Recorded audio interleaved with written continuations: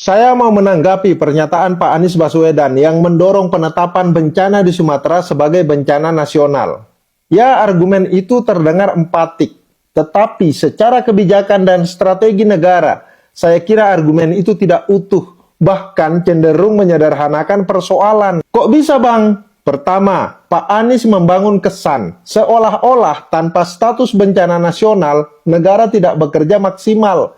Ini keliru. Karena faktanya sejak hari pertama, negara sudah hadir secara penuh. BNPB langsung menetapkan status tanggap darurat. TNI dan Polri dikerahkan untuk evakuasi dan pembukaan akses. Kemudian logistik digerakkan melalui jalur darat dan udara, serta alat-alat berat diturunkan ke titik-titik kritis. Pemerintah pusat juga sudah menyiapkan pembiayaan pemulihan bernilai puluhan triliun rupiah untuk rehabilitasi dan rekonstruksi pasca bencana.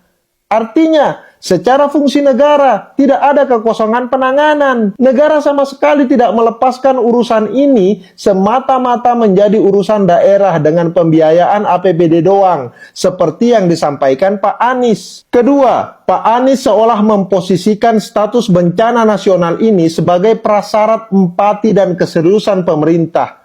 Ini pendekatan populis, bukan pendekatan kebijakan. Dalam praktek kebencanaan, status nasional bukan alat percepatan otomatis. Justru status tersebut membawa konsekuensi administratif, koordinasi lintas sektor yang jauh lebih rumit, serta eskalasi politik yang tidak selalu berdampak langsung pada percepatan bantuan di lapangan. Kemudian yang ketiga, Pak Anies sama sekali tidak menyentuh pertimbangan geopolitik, padahal ini krusial.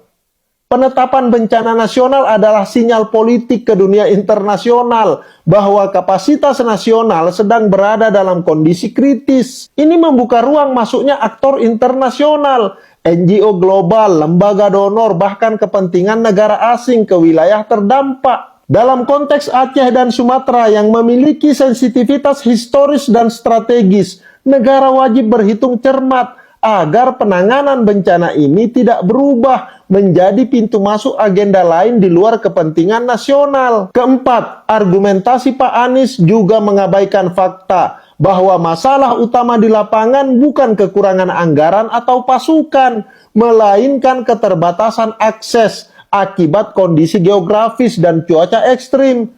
Jalan putus, jembatan runtuh, komunikasi terputus, kemudian jaringan listrik juga putus, dan semua masalah itu sedang ditangani oleh pemerintah. Kita perlu sabar dan perbanyak istighfar. Hingga detik ini di lapangan petugas sedang ikhtiar. Mari saling memahami situasi dan kondisi yang ada. Status bencana nasional pun tidak serta-merta membangun jembatan yang ambruk atau membuka jalur yang tertutup longsor. Yang dibutuhkan adalah kerja teknis, bukan eskalasi simbolik. Yang kelima, dari sudut pandang kepemimpinan nasional, keputusan pemerintah tidak menaikkan status bencana secara tergesa-gesa justru mencerminkan kehati-hatian dan kedewasaan negara. Indonesia masih mampu kok menangani bencana ini dengan sumber dayanya sendiri. Aparat negara berfungsi, pemerintah daerah berjalan, sistem logistik nasional juga aktif. Dalam kondisi seperti ini, menetapkan bencana nasional justru berpotensi menciptakan persepsi krisis yang berlebihan,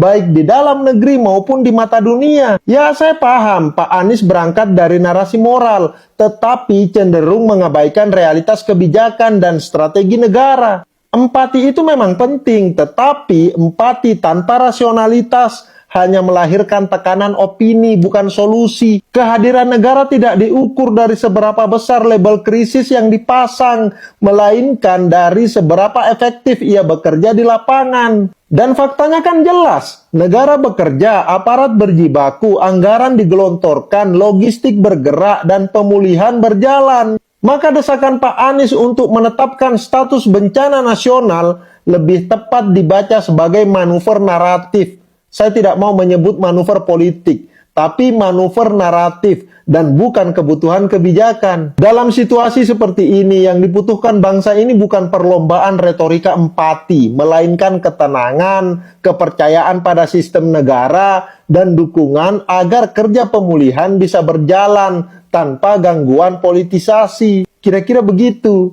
Thank you.